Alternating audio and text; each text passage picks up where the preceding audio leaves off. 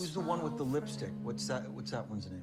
Sigurno se pitate ko je dovraga Bob i zašto je on jako bitan u ovome videu. Pa Bob je zapravo Leonardo DiCaprio, to jest Pet, to jest Geto Pet, i on je vaš tipični, ajmo reći, propoliteca filozofskoga ili ne znam, ženskih studija koji je zapravo veliki revolucionar.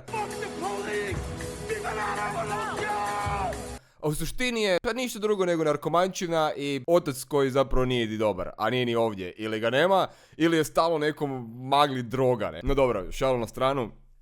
Zapravo ćemo danas pričati o promašaju za promašajem, to jest one battle after another, oliti jedna bitka za drugom, za trećom, za četvrtom.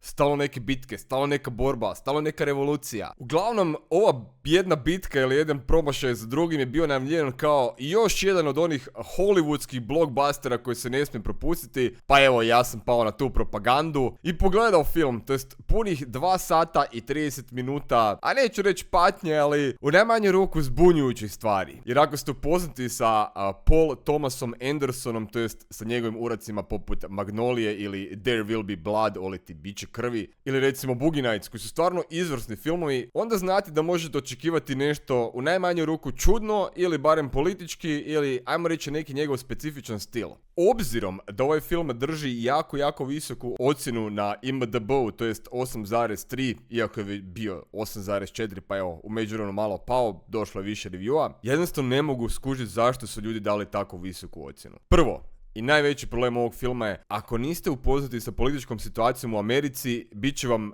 zbunjujuć, u najmanju ruku. Ako ste upoznati sa političkom situacijom u Americi u zadnjih 10 godina, ajmo reći, bit će vam onak za kog je ovaj film napravljen. Da li za ljevičare, da li za desničare, jer u suštini ovo je politička drama. Iako film želi biti thriller, želi biti drama, želi biti obiteljska drama, želi biti svašta, jako je veliki naglasak ovdje na politiku. Mislim, sve počinje kao sa nekakvim revolucionarima, s revolucijom, ajmo reći, borcima za slobodu. Da, za koga je? Čak na kraju i ljevičari, oni krajnji, će biti razočarani jer revolucija nije provedena, a desnica će ostati koji vrag sam ja upravo gledao. Ovo nema veze s vezom. No dobro, ajmo mi polako ispočetka o čemu se zapravo ovdje radi. I ko je taj jebeni Bob?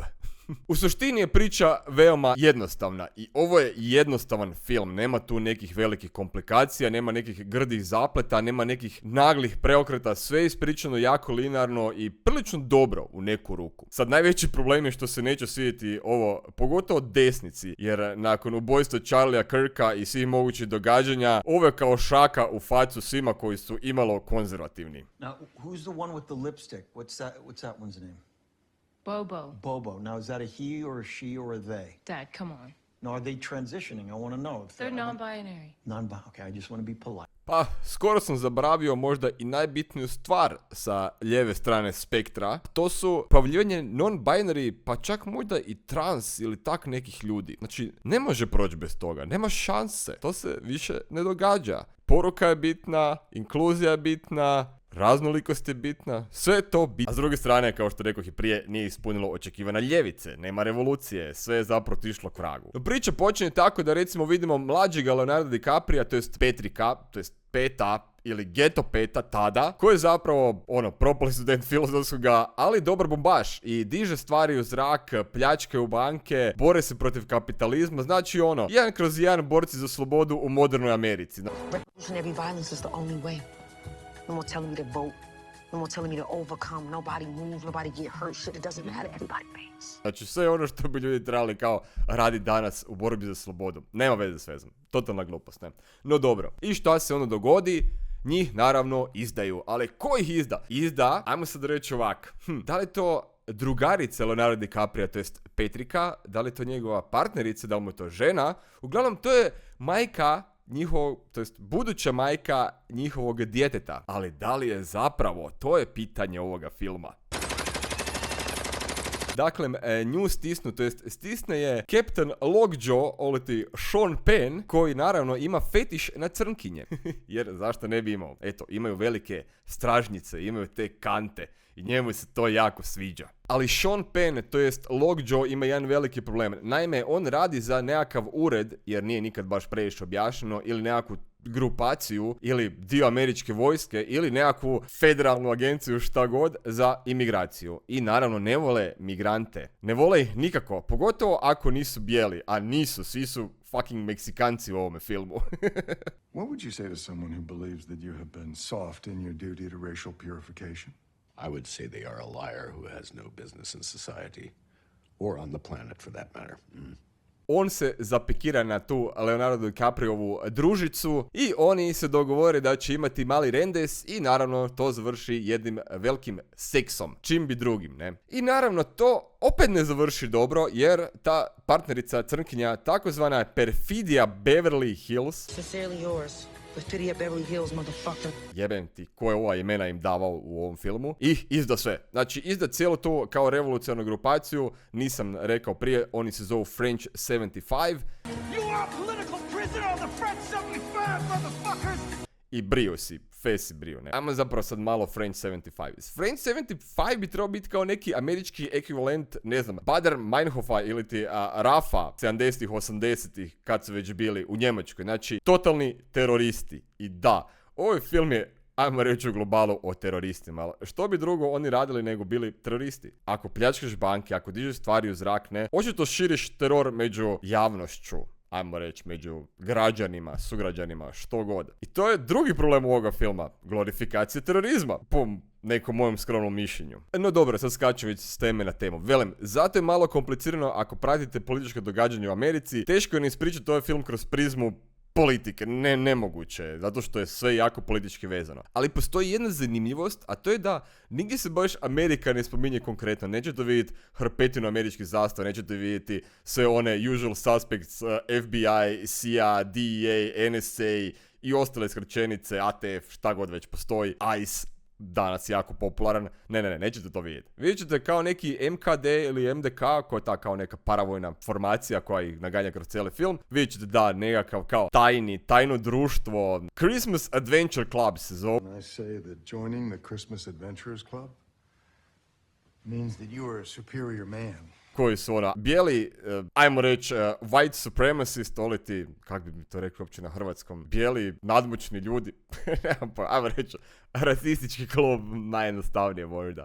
Ima tu puno stvari. Naravno, ima terminologije poput Sanctuary City, što bi bilo recimo u Chicagu ili San Francisco, koji primaju doslovno sve ilegalne imigrante. U Obamino vrijeme to su bili dreameri, to jest ljudi koji dolaze ilegalno pa žele bolji život, ne. Velim, problem je što morate znati podosta tih nekih terminologija da bi to recimo imalo političkog smisla.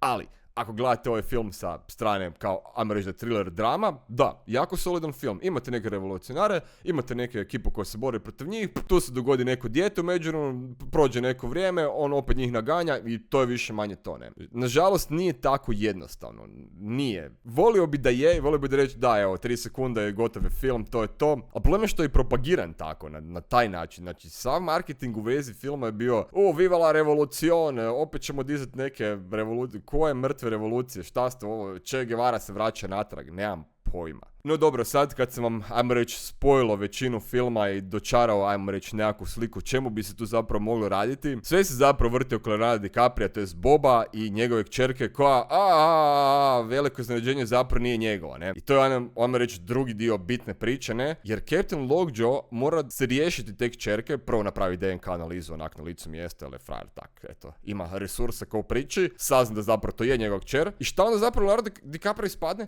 Kak. A šta je sad kak? Kak je ono kad, ne znam, ste vi muž, imate ženu i volite da je 10 drugih pred vama roka, pa evo, kaj se dogodi? Dogodi se dijete, ne? I sad, možda tu su još jedne strane to neka hollywoodska propaganda, ali ja nisam tako ekstreman, ali dat ću vama na razmišljenje. Da li u svakom filmu baš mora biti kao taj neki interracial couple, oliti crno-bijeli par, gdje je otac crni ili mama crna leko i onda imaju dijete, jel mora baš biti svaki put tako? Ja neću ići u dubine, ali evo, to je toliko, jedna stvar za razmišljati. Ovo se događa jako često u zadnje vrijeme u hollywoodskim, to jest američkim filmima. Moram se još dotaknuti i tog koncepta kao Christmas Venture ili Adventure Club, kao ta neka skupina rasista koja zapravo radi u pozadini, želi se riješiti svih imigranata iz Amerike. Znači, koliko retardirana ti mora biti glava da misliš da će to biti dobro, da će to proći u filmu. Ajde, barem da postoji neki kontekst iza toga, da znamo povijest toga kluba, da dobijemo zašto su oni takvi. I naravno,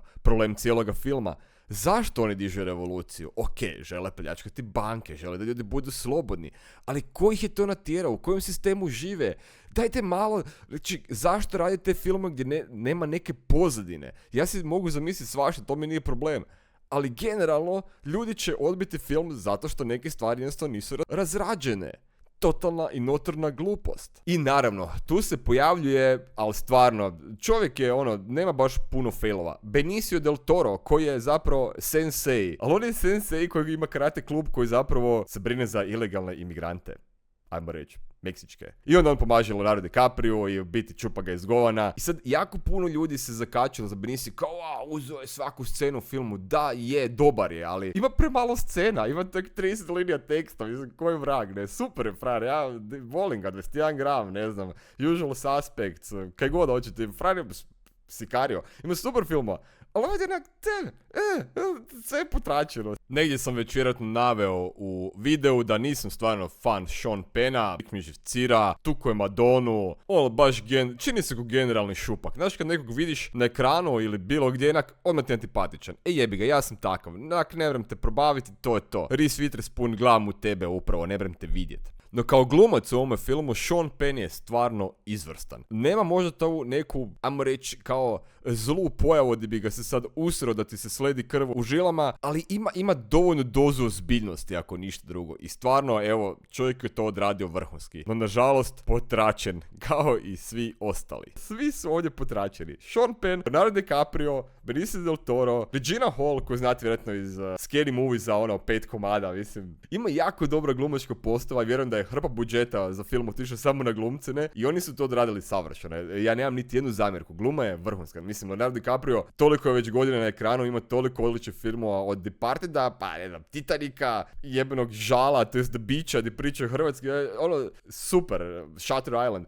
Bilo koja njegova uloga je stvarno odlična i od njega se uvijek očekuje puno i on stvarno da puno od sebe i dao je sve što je mogao za ovaj film. Ali problem je što je priča loša. U suštini možda je zapravo dobar film koji što u zadnje vrijeme onak negdje u pozadini je dobar film, ali na način na koji je to ispričano i koliko je vremena izgubljeno na te scene gledanja u daljinu ili pljuganja trave ili šta god. Da, mogli su to ili razdvojiti na 2 dobra filma ili napraviti jedan, ne znam, ajmo reći, vrhunski. Nažalost, ispao jedan film koji je prosječan, nije loš i ne zasluži nikako te ocjene 8,4. Ja nisam našao opravdan razlog zašto bi to bilo kao legendaran film. Zašto bi imao tako visoku ocjenu? I ok, uhvatio sam se samo IMDb, ali ajmo reći da to neki kao zlatni standard, jer ima milijarda filmova i koja je snimljena, koja se snima, koja će se snimiti, ne? I za IMDb 8,4 je užasno visoka ocjena. Znači, to dobio remake dijela, ajmo reći da je tu negdje Shawshank Redemption koji je zlatni standard za remake dijelo filma. Evo, ajmo reći da su ga strpali u tu kategoriju. Totalno neopravdano. A zašto još jedanput totalno neopravdano? Pa zato što film nije zaradio kurca. Nije si vratio niti budžet. Evo, to vam govori sve. Da li je to zato što je politička atmosfera takva i dogodilo se to sa Charliem Kirkom? Da li je zato što je jednostavno loš film, po mojem mišljenju? Da. Ima vjerojatno 5000 faktora. Ili jednostavno Hollywood je napokon izgubio tu svoju moć hajpanja sranja, koji su zapravo samo sranja. Eto, toliko od mene. Malo je zbrčkan video, ništa konkretno vam nisam rekao, ali